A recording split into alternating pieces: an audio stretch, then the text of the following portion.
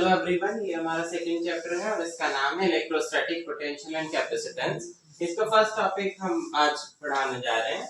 ये first topic है electric potential difference. Electric potential difference क्या होता है? मेनली अगर हमारे पास में कोई डिफरेंट इलेक्ट्रिक फील्ड लाइंस हैं, उनमें कोई टू पर्टिकुलर वोल्टेजेस, जैसा कि हमने डायग्राम में भी दिखाया हुआ है, V1 और V2, इन दोनों का जो डिफरेंस होगा मेनली, जिसको हम डेल्टा वी से रिप्रेजेंट करते हैं, ये मेनली डिपेंडेंट करता है हमारा जो भी इन दोनों पॉइंट्स के बीच में जो एक्सटर्नल वर्क डन होगा उस पर, और उनमें अवेलेबल, उन पॉइंट पर अवेलेबल चार्ज पर।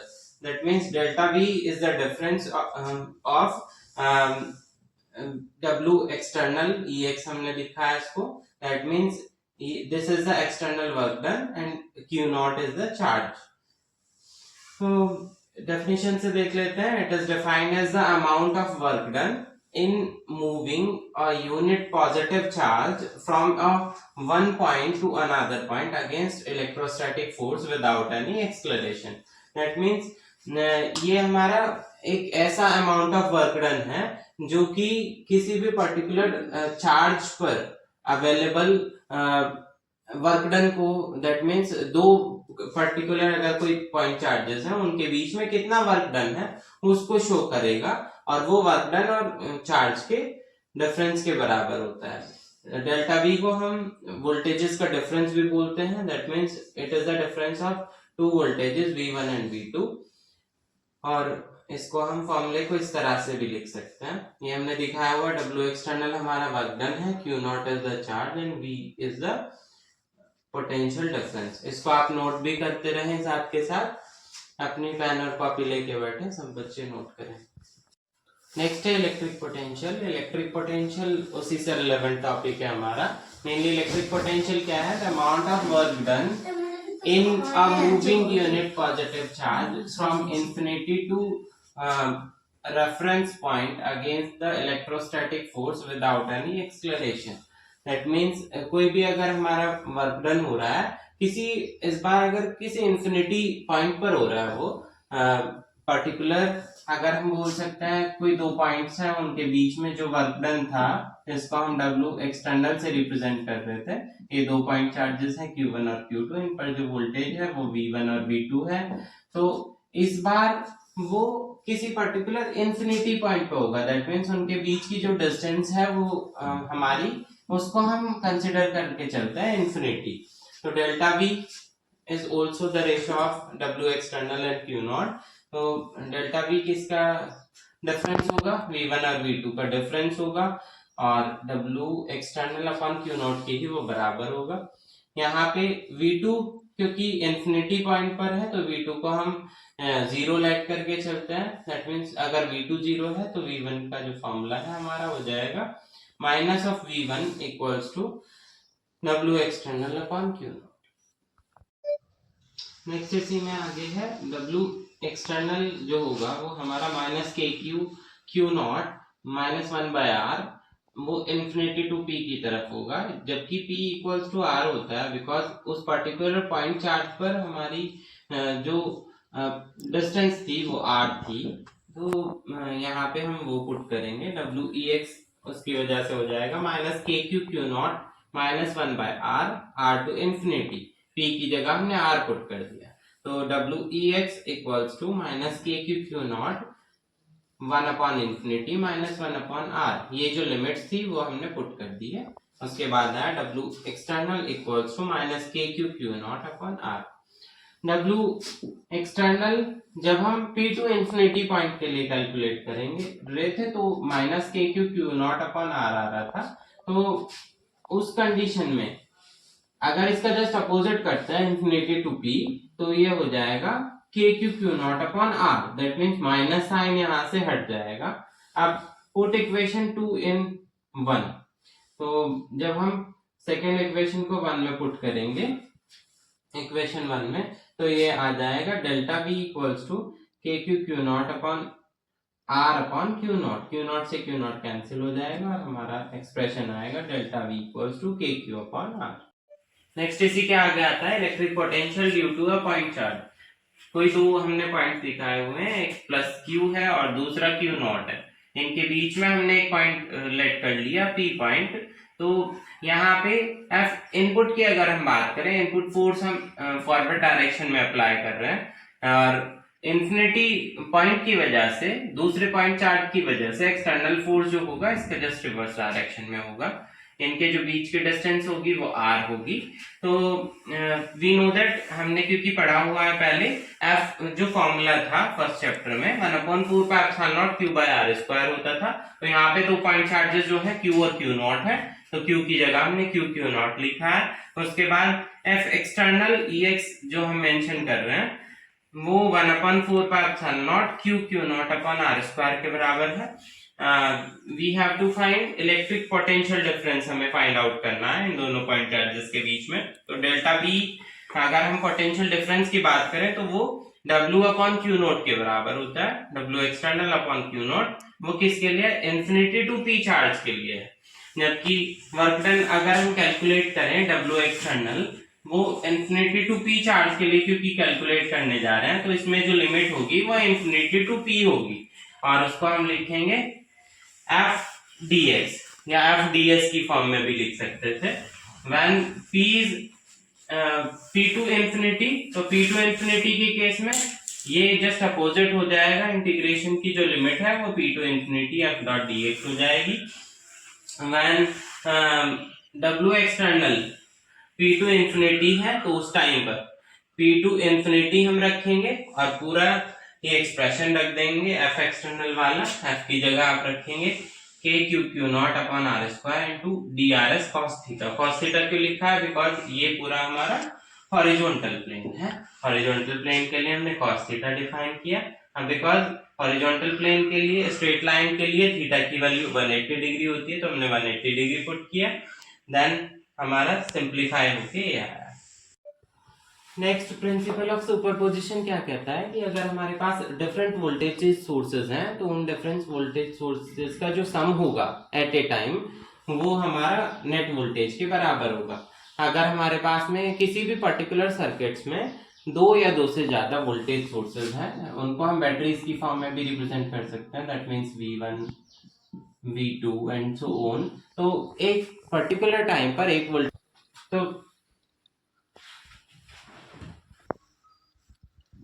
तो V1 और V2 का जो सम होगा वो हमारा एक तरह से नेट वोल्टेज कहलाएगा। अब इसके आगे एक डेरिवेशन होता है जो कि एग्जाम में पूछ लिया जाता है, electric potential due to electric dipole. Electric dipole की वजह से उसका इलेक्ट्रिक पोटेंशियल क्या होगा, ये हमने डायग्राम दिखाया हुआ है उसका। कोई दो चार्जेस है -Q और +Q चार्जेस, उसको हमने किसी भी पर्टिकुलर कंडक्टर वायर को आगे स्ट्रेस किया हुआ है जिस पर वो पर्टिकुलर पॉइंट P है। Q और +Q के बीच की जो डिस्टेंस है वो L है। ये डिस्टेंस हमारी इस पर्टिकुलर पॉइंट, इसका जो मिड पॉइंट था Q और -Q का जो मिड पॉइंट है उसको, सेंटर पॉइंट को हमने O लेट किया हुआ, उस O पॉइंट से P पॉइंट के बीच की जो डिस्टेंस है वो x है। तो ये वाली जो डिस्टेंस होगी वो x - L होगी और ओवरऑल जो डिस्टेंस होगी वो x + L होगी। तो यहाँ से अगर हमें नेट, अगर हम पोटेंशियल डिफरेंस की बात करें तो वो हो जाएगा U equals to V + U या V + V dash + V double dash, इस फॉर्म में हम भी लिख सकते हैं। तो V का जो जनरल फॉर्मूला होता था वो होता था, ये तो बाद वाला पोर्शन है, फॉर चार्ज Q, एक पर्टिकुलर चार्ज Q पर V1 जो होगा वो KQ अपॉन R - L होगा। इसको हम इक्वेशन सेकेंड लेट कर लेते हैं। नेक्स्ट हमारा Q2 जो है, फॉर Q2 चार्ज इस पर्टिकुलर, इनको अगर Q1 Q2 लेट कर रहे हैं तो हम Q1 Q2 लिखेंगे और +Q -Q लिखा है क्योंकि हमने, तो आप +Q और -Q लिख लीजिए चाहे तो, ठीक है। तो V2 हो जाएगा -KQ अपॉन R + L। इन दोनों को अगर हम इक्वेशन 1 में पुट करते हैं, दैट मीन्स उनको ऐड करते हैं, तो ऐड करने पे इन दोनों को जब हम ऐड करेंगे इसका एलसीएम लेंगे, फिर इन दोनों में से कॉमन जो पार्ट है उसको हमने बाहर ले लिया क्योंकि दोनों में कॉमन है, तो यहाँ बचेगा 1/x - L - 1/x + L। उसके बाद हमने इसको नेक्स्ट KQ बाहर रख के इन दोनों का एलसीएम लिया, तो एलसीएम आया x² - L²। फिर हमने इसको क्रॉस मल्टीप्लाई करके इसको जस्ट सिंप्लीफाई किया है, और सिंप्लीफाई करने में आपको ये फॉर्मूला याद रखना है, P इक्वल्स टू के, क्योंकि Q इंटू 2L होता है तो ये फाइनल एक्सप्रेशन आता है V equals to KP upon R square minus L square. Next principle of superposition क्या कहता है कि अगर हमारे पास डिफरेंट वोल्टेज सोर्सेज हैं तो उन डिफरेंट वोल्टेज सोर्सेज का जो सम होगा एट ए टाइम वो हमारा नेट वोल्टेज के बराबर होगा। अगर हमारे पास में किसी भी पर्टिकुलर सर्किट्स में दो या दो से ज्यादा वोल्टेज सोर्सेज हैं, उनको हम बैटरीज की फॉर्म में भी रिप्रेजेंट कर सकते हैं, that means V1 V2 and so on. तो एक पर्टिकुलर टाइम पर V2 का जो सम होगा वो हमारा एक तरह से नेट वोल्टेज कहलाएगा। अब इसके आगे एक डेरिवेशन होता है जो कि एग्जाम में पूछ लिया जाता है, electric potential due to electric dipole. Electric dipole की वजह से उसका इलेक्ट्रिक पोटेंशियल क्या होगा, ये हमने डायग्राम दिखाया हुआ है उसका। कोई दो चार्जेस हैं माइनस क्यू और प्लस क्यू चार्जेस, उसको हमने किसी भी पर्टिकुलर कंडक्टर वायर को आगे स्ट्रेस किया हुआ है जिस पर वो पर्टिकुलर पॉइंट P है। Q और प्लस Q के बीच की जो डिस्टेंस है वो L है। ये डिस्टेंस हमारी इस पर्टिकुलर पॉइंट, इसका जो मिड पॉइंट था Q और माइनस Q का जो मिड पॉइंट है उसको सेंटर पॉइंट को हमने O लेट किया हुआ, उस O पॉइंट से P पॉइंट के बीच की जो डिस्टेंस है वो x है। तो ये वाली जो डिस्टेंस होगी वो x माइनस एल होगी और ओवरऑल जो डिस्टेंस होगी वो x प्लस एल होगी। तो यहाँ से अगर हमें नेट, अगर हम पोटेंशियल डिफरेंस की बात करें तो वो हो जाएगा U equals to V plus U या V plus V dash plus V double dash, इस फॉर्म में हम भी लिख सकते हैं। तो V का जो जनरल फॉर्मूला होता था वो होता था ये तो बाद वाला पोर्शन है, फॉर चार्ज Q, एक पर्टिकुलर चार्ज Q पर V1 जो होगा वो KQ upon R minus L होगा। इसको हम इक्वेशन सेकेंड लेट कर लेते हैं। नेक्स्ट हमारा Q2 जो है, फॉर Q2 चार्ज इस पर्टिकुलर, इनको अगर Q1 Q2 लेट कर रहे हैं तो हम Q1 Q2 लिखेंगे, और प्लस Q माइनस Q लिखा है क्योंकि हमने, तो आप प्लस Q और माइनस Q लिख लीजिए जाएगा, ठीक है। तो V2 हो जाएगा minus KQ upon R plus L। इन दोनों को अगर हम इक्वेशन 1 में पुट करते हैं दैट मीन्स उनको ऐड करते हैं, तो ऐड करने पे इन दोनों को जब हम ऐड करेंगे इसका एलसीएम लेंगे, फिर इन दोनों में से कॉमन जो पार्ट है उसको हमने बाहर ले लिया, क्योंकि दोनों में कॉमन है, तो यहाँ बचेगा 1 upon x minus L minus 1 upon x plus L. उसके बाद हमने इसको नेक्स्ट KQ बाहर रख के इन दोनों का एलसीएम लिया, तो एलसीएम आया x square minus L square. फिर हमने इसको क्रॉस मल्टीप्लाई करके इसको जस्ट सिंप्लीफाई किया है, और सिंप्लीफाई करने में आपको ये फॉर्मूला याद रखना है, P इक्वल्स टू के, क्योंकि Q इंटू 2L होता है तो ये फाइनल एक्सप्रेशन आता है V equals to KP upon R square minus L square. Next है at point on equatorial position. Equatorial position पर हमें पर्टिकुलर इक्वेशन कैलकुलेट करनी है किसी पोटेंशियल डिफरेंस की, या पोटेंशियल डिफरेंस वोल्टेज के लिए। कोई दो हमने पॉइंट चार्जेस लिए Q1 और Q2 या प्लस Q माइनस Q, उनके जो बीच की डिस्टेंस है वो R है। इस पर हमने कोई एक पर्टिकुलर इक्वेटोरियल पॉइंट लेट किया हुआ है जिसको हम P कह रहे हैं, प्लस Q से P की जो डिस्टेंस है वो L है और माइनस Q से उसकी डिस्टेंस भी L, ठीक है। तो इस पर्टिकुलर ट्राइंगल में हम पाइथागोरस थ्योरम अप्लाई करते हैं, तो यहाँ से हमारा जो फॉर्मूला होगा वो R square equals to X square plus L square होगा, if this one is the X. तो आर स्क्वायर उधर जाके रूट हो जाएगा, R equals to under root x square plus L square. We have to electric potential equatorial point at the point V equals to V1 plus V2। तो जब हम V1 और V2, हमारे पास दो इक्वेशंस है, V इक्वल्स टू, क्योंकि हम पढ़ चुके हैं minus KQ upon under root R square plus L square, because R is the under root x square plus L, under root x square plus L square. ये equation second और third. तो second और third equation को जब आप equation first में put करते हैं तो ये आपका आता है नेट वोल्टेज या net potential difference equals to दोनों का सम, क्योंकि ये दोनों सिमिलर है, एक पॉजिटिव में दूसरा नेगेटिव में, तो ये एक दूसरे से कैंसिल आउट हो जाएंगे, हमारा नेट जो वोल्टेज है वो 0 आएगा। इसी के जस्ट आगे नेक्स्ट हमारा टॉपिक आता है कि electric potential due to dipole. Dipole में हमने कोई 2 पॉइंट चार्जेस लिए हैं प्लस क्यू और माइनस क्यू। इस पर हमने वर्टिकल जो हमने दिखाया हुआ है ये वाली लाइन डॉटेड लाइन वो साइन थीटा को रिप्रेजेंट कर रही है, जबकि इसी प्लेन पर हॉरिजॉन्टल प्लेन पर जो एंगल्स बन रहा है वो पी कॉस थीटा है। तो यहाँ पे एक्सल और इक्वेटोरियल पॉइंट्स क्या कहते हैं कि अगर हमारे पास कोई हॉरिजॉन्टल प्लेन्स पर कोई एंगल बन रहा है दैट मींस cos थीटा की फॉर्म में, तो वो एक्सल पॉइंट में आएगा, जबकि इक्वेटोरियल पॉइंट में वो परपेंडिकुलर जब वो है किसी भी पर्टिकुलर लाइन पर, जब वो परपेंडिकुलर है दैट मींस 90 डिग्री एंगल बना रहा है, तो वो इक्वेटोरियल पॉइंट। इसी के आगे है electric potential to an electric dipole. तो इसमें हम पर्टिकुलर वी नेट जब हम निकालते हैं तो वी नेट हमारा वी एक्सल और वी इक्वेटोरियल पॉइंट पर जो वोल्टेजेस हैं या पोटेंशियल डिफरेंस है उन दोनों के सम के बराबर होता है। यहाँ पे वी नो दैट हम जानते हैं कि v अगर एक्सल पॉइंट पे है तो उसका फॉर्मूला हम डिराइव कर रहे थे के P cos theta upon x square की फॉर्म में होता है, जबकि इक्वेटोरियल पॉइंट हमारा एक तरह से परपेंडिकुलर पॉइंट की फॉर्म में होगा, जिसमें हमारा मेनली परपेंडिकुलर फॉर्म में होगा जहां पे 90 डिग्री एंगल बनता है। तो इक्वेटोरियल पॉइंट पर बेसिकली cos थीटा हॉरिजॉन्टल जो एंगल होगा, क्योंकि पैरेलल लाइंस के बीच में वो बनता है, तो उस पर जो एंगल होता है वो 0 होता है, तो हमने 0 लिखा और sine theta 0 into sine theta हमारा 0 हो जाएगा। तो इसको हम सिंपल लिख सकते हैं v इक्वल्स टू के P upon x square into cos theta, जबकि k का हमें k is a proportionality constant और k की वैल्यू होती है 1/4 पाई एप्सिलॉन नॉट।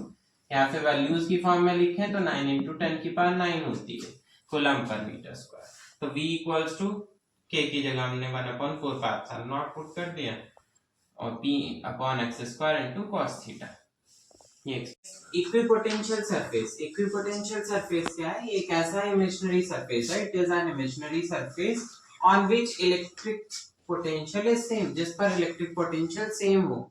एक ऐसा सरफेस जिस पर डिफरेंट इलेक्ट्रिक पोटेंशियल या चार्जेस जो हैं हमारे वो सिमिलर हो। अगर ये कोई सरफेस है सिलेंड्रिकल या लीनियर चार्ज की फॉर्म में दिखाया हुआ है, इस पर सारे जो चार्जेस हैं वो आपके या तो पॉजिटिव ही हों या तो सारे नेगेटिव ही हों। पॉइंट चार्जेस की फॉर्म में अगर हम देखें, ये कोई स्फीयर टाइप हमने दिखाया, इस पे जो डिफरेंट चार्जेस हैं वो भी या तो पॉजिटिव फॉर्म में होंगे या तो नेगेटिव फॉर्म में होंगे, ठीक है। इसी तरह से इसकी कुछ डिफरेंट प्रॉपर्टीज हैं। डिफरेंट प्रॉपर्टीज, पहली प्रॉपर्टी क्या कहती है? The potential difference between two points on equatorial plane is 0। That means इनका जो पोटेंशियल डिफरेंस होता है डेल्टा वी, वो दोनों पॉइंट्स पर, अगर ये दो पॉइंट्स हैं, इसको हम ए और बी लेट कर ले रहे हैं, पहले पॉइंट पर जो वोल्टेज है वो वी ए है और दूसरे पॉइंट पर वी बी है, तो डेल्टा वी क्या होगा?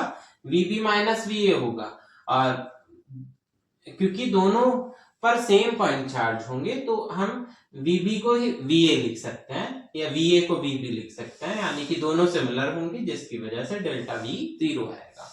Second, no work done by moving a charge on equatorial surface।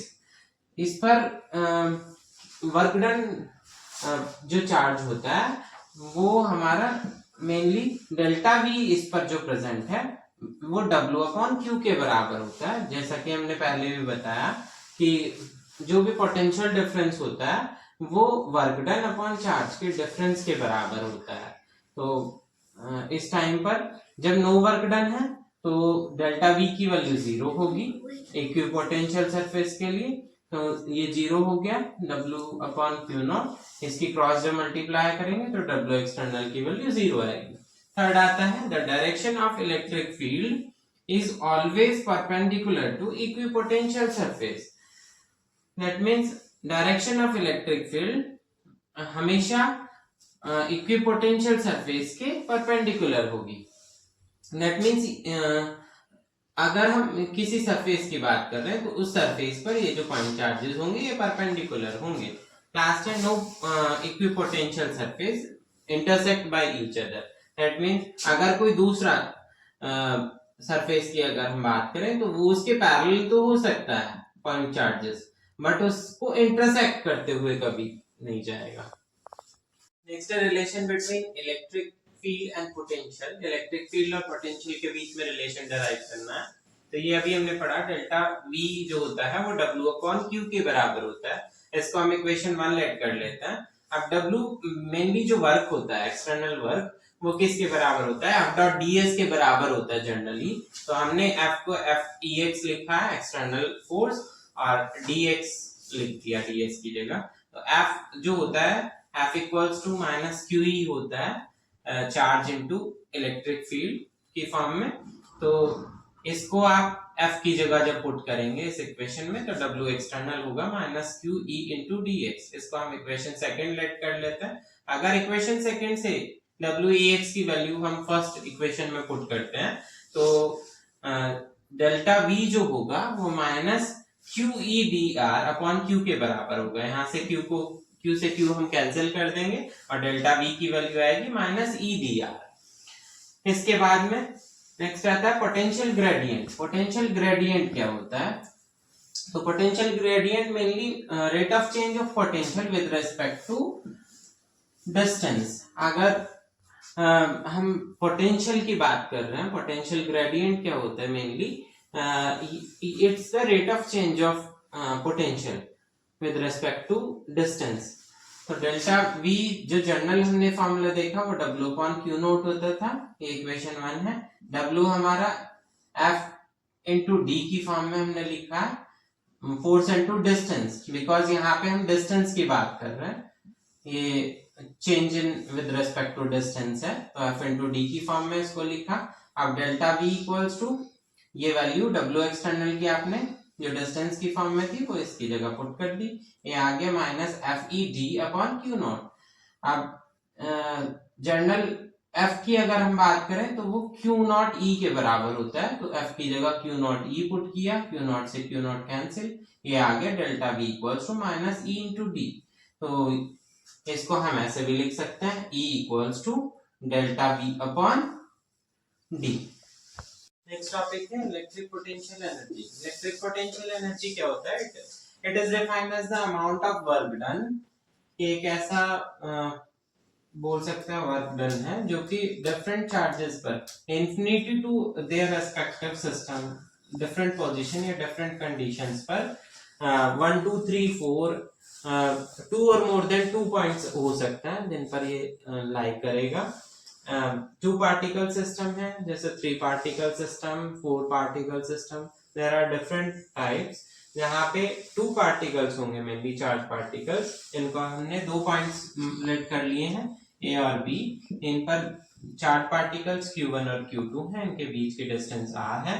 तो फॉर Q1 2 पार्टिकल सिस्टम में Q1 की जो वैल्यू होगी, क्योंकि इनिशियल पहला जो पॉइंट है उस पर कोई भी डिस्टेंस कवर अप नहीं है, वो उसका इनिशियल पॉइंट है, तो उस पर वर्क डन 0 होगा W1। Q2 पर जो वर्क डन होगा वो KQ1 Q2 upon R12, that means ये डिस्टेंस इतना कवर्ड हुआ तो वो नीचे आएगा KQ1 Q2 अपन R12। तो यहाँ से जो next potential energy U equals to W क्या होगा? दैट मींस इन दोनों के सम अप के बराबर होगा, W equals to W1 plus W2। अब W1 की वैल्यू तो 0 है, W2 का जो वैल्यू है वही U की वैल्यू होगी, दैट मींस वही आपकी पोटेंशियल एनर्जी होगी। इलेक्ट्रिकल पोटेंशियल एनर्जी को हम U से रिप्रेजेंट करते हैं, इसका general formula KQ1 Q2 upon R12, that means जो चार्ज पार्टिकल्स के बीच की डिस्टेंस है वो। अगर 3 पार्टिकल्स है तो 3 पार्टिकल्स में वो ट्रायंगल शेप में भी हो सकता है, ये 2 पॉइंट्स हैं, तीसरा पॉइंट ये है, तो पहला पॉइंट Q1, दूसरा Q2, तीसरा Q3। तो इनके बीच की डिस्टेंस भी Q1 और Q2 के बीच की डिस्टेंस R12 हो जाएगी, ये R23 हो जाएगी और ये R13 हो जाएगी। तो इसी तरह से U equals to K Q1 Q3 upon R13 plus Q1 Q2 Q3 upon R23 और Q1 Q2 अपॉन R12, इस तरह से होगा फॉर्मूला। नेक्स्ट है कैपेसिटर एंड कैपेसिटेंस। कैपेसिटर क्या है? कैपेसिटर एक ऐसे डिवाइस है जो कि एनर्जी को स्टोर करने के लिए यूज किया जाता है in form of electric field. जबकि कैपेसिटेंस क्या होता है? कैपेसिटेंस को भी हम कैपिटल C से रिप्रेजेंट करते हैं। कैपेसिटेंस ऑफ ए कैपेसिटर, किसी भी कैपेसिटेंस का जो कैपेसिटर होता है वो यूज किया जाता है किसी भी पर्टिकुलर चार्ज को होल्ड करने के लिए, स्टोर करने के लिए मेनली। तो कैपेसिटेंस को हम सी से रिप्रेजेंट करते हैं। It is the ratio of Q and V, where Q is the charge and V is the velocity। तो ऐसा यूनिट क्या होगी इसकी, फैरेड होगी। जबकि जनरली जो हम इसकी यूनिट यूज करते हैं माइक्रोफैरेड्स यूज करते हैं, बिकॉज जितनी भी इलेक्ट्रिकल या इलेक्ट्रॉनिक डिवाइसेस होती हैं, इलेक्ट्रॉनिक जनरली डिवाइसेस हमारी लो वोल्टेज पर ऑपरेट होती हैं, तो इसलिए इसकी यूनिट माइक्रोफैरेड में होती है। यहाँ पे 2 कंडीशंस हैं। पहली कंडीशन क्या है, C is independent from Q and V, and second is C depends upon the dimension and medium. Next है स्फेरिकल कैपेसिटर। स्फेरिकल कैपेसिटर क्या होता है, a capacitor is a system of 2 conductor, but even a single conductor can be used as a capacitor by assuming the other at infinity। Suppose that हमारे पास में कोई एक spherical capacitor है जिसका जो रेडियस है वो r है, उस पर सेम चार्जेस अप्लाई किए गए हैं, उसके चारों तरफ हमने पॉजिटिव चार्ज दिखाया हुआ, हो सकता है वो नेगेटिव चार्ज भी होता, तो दैट मीन्स उस पर जो चार्ज है वो सिमिलर चार्ज होना चाहिए। तो उस कंडीशन में ये एक ऐसा कैपेसिटर होगा जो कि किसी पर्टिकुलर एक चार्ज को एज्यूम करते हुए एज ए सिंगल कंडक्टर की तरह बिहेव करेगा। C equals to Q by V, इसका जो जनरल फॉर्मूला है। जबकि C 4 pi epsilon naught R होता है हमारा रेजिस्टेंस की फॉर्म में, जबकि इसको अगर आप जनरली देखते हैं तो C equals to Q by V है। अब V क्या होता है, K थीटा अपॉन R होता है एंगल्स की फॉर्म में, तो ये K थीटा अपॉन R लिखा आपने, थीटा से थीटा कैंसिल, तो ये आ जाएगा जनरल हमारा C equals to 1 upon K। अब क्योंकि K बराबर होता है 1 अपॉन 4 पाई एप्सिलॉन नॉट, तो C का हमारा स्टैंडर्ड फॉर्मूला आ जाता है C equals to 4 pi epsilon naught R। Next है parallel plate capacitor. Parallel plate capacitor का जो डेरिवेशन है काफी इंपॉर्टेंट है, जो कि एग्जाम में पूछ लिया जाता है। अब पैरेलल प्लेट कैपेसिटर्स क्या होते हैं, अगर हमारे पास में 2 चार्ज प्लेट्स हैं, कैपेसिटर का जो सिंबॉलिक रिप्रेजेंटेशन की अगर हम बात करें तो उसमें एनोड और कैथोड होता है, और 2 प्लेट्स होती हैं पैरेलल प्लेट्स, जिन पर सेम चार्ज भी हो सकता है, डिफरेंट चार्ज भी हो सकता है, ये डेरिवेशन आ जाता है एग्जाम में। तो ये पैरेलल प्लेट कैपेसिटर्स हमने दिखाई हुई हैं, जिनको हमने सिग्मा से रिप्रेजेंट किया है। एक प्लस सिग्मा है, दूसरा माइनस सिग्मा। प्लस सिग्मा पे जितना भी चार्ज है वो पॉजिटिव चार्ज है, जिसको हमने फर्स्ट से रिप्रेजेंट किया हुआ है। माइनस सिग्मा पे जो चार्ज है वो सारा नेगेटिव चार्ज है, जिसको हमने सेकंड से रिप्रेजेंट किया हुआ है। और पॉजिटिव और नेगेटिव चार्ज के बीच में क्योंकि फोर्स ऑफ अट्रैक्शन होता है, ये हमने फर्स्ट वीडियो में बताया, तो ये आपका थर्ड रीजन के अंदर आएगा। तो यहाँ पे parallel plate capacitor consist of 2 large plane parallel conducting plates separated by small distance. इनके बीच में एक तरह से डाइलेक्ट्रिक मीडियम होता है जो कि काफी स्मॉल डिस्टेंस को कवर करता है। इसमें अगर हम आउटर रीजन की बात करें, फर्स्ट और सेकेंड रीजन की, आउटर रीजन फर्स्ट और सेकेंड के लिए, दोनों के लिए, क्योंकि जो इलेक्ट्रिक फील्ड है E की value sigma upon 2 epsilon not होती है। एक के लिए प्लस वाले के लिए प्लस में होगी और माइनस वाले के लिए नेगेटिव में होगी, तो ये दोनों प्लस से माइनस कैंसिल हो जाएगा, तो इसका जो रिजल्टेंट होगा वो 0 होगा। अब अगर हम इनर रीजन की बात करते हैं, इसके बीच में दोनों पैरेलल प्लेट्स के बीच में इनर रीजन की बात कर रहे हैं, तो यहाँ पे E नेट जो होगा वो E प्लस E डैश के बराबर होगा।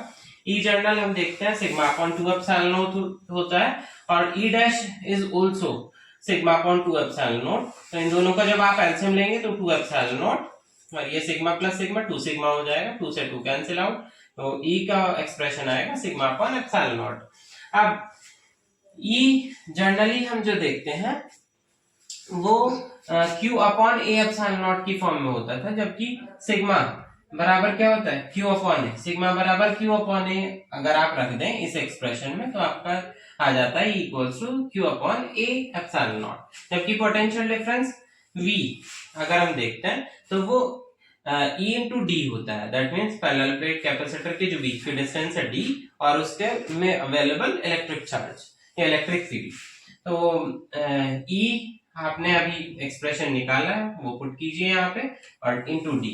अब C का जो जनरल फॉर्मूला होता है C equals to Q by V होता है, तो Q ही बराबर आप रखेंगे, Q ही रहने दो, ये हो जाएगा Q अपॉन, इसकी जगह जब V की जगह ये पुट करोगे Q D upon A epsilon not, जब उसको कैंसिल आउट करोगे तो फाइनल एक्सप्रेशन आता है A epsilon not upon D, क्योंकि एग्जाम में पूछ लिया जाता है कि C का जनरल एक्सप्रेशन को डराइव कीजिए या फिर पैरेलल प्लेट कैपेसिटर को चार्ट वाइज डराइव कीजिए। कॉम्बिनेशन ऑफ कैपेसिटर यानी कि कैपेसिटर को हम किस तरह से कनेक्टेड करते हैं। कैपेसिटर के टू टाइप्स है कॉम्बिनेशन के, first is capacitor in series, second one is capacitor in parallel. Series और पैरेलल का जिस तरह से आप लोगों ने क्लास 10th में भी पढ़ा होगा रेजिस्टेंस का, इसी तरह से यहाँ पे होता है कैपेसिटर का। कैपेसिटर को हम सीरीज में भी कनेक्ट कर सकते हैं और पैरेलल में भी। इन केस हम उसको सीरीज में कनेक्ट कर रहे हैं, टू पैरेलल प्लेट कैपेसिटर्स को, टू कैपेसिटर C1 और C2 हम इसको लेट कर सकते हैं। इस पर डिफरेंट चार्जेस हैं, जैसा कि हमने अभी डेरिवेशन में बताया था।